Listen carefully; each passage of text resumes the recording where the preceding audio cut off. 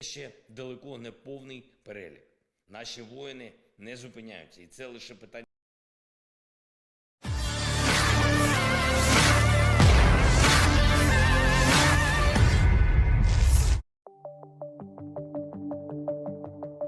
Energodar dan pemukiman terdekat di wilayah Zaporozhye dibiarkan tanpa listrik setelah penembakan artileri oleh militer Ukraina menyusul dari layanan pers pemerintah kota.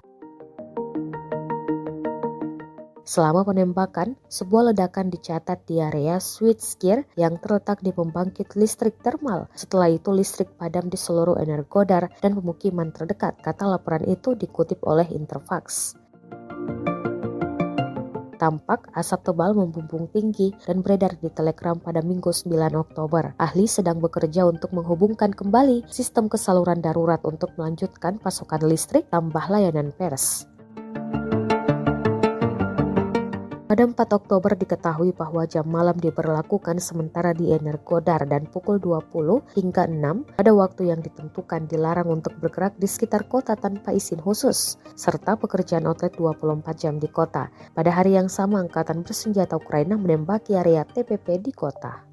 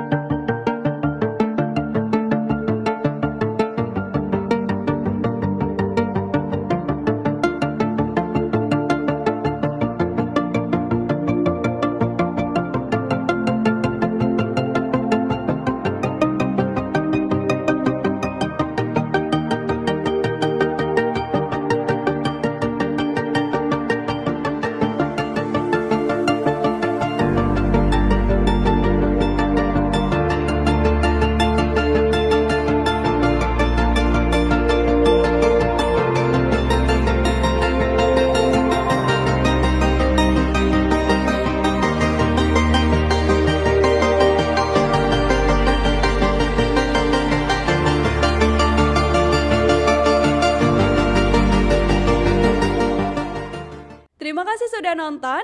Jangan lupa like, subscribe, dan share ya.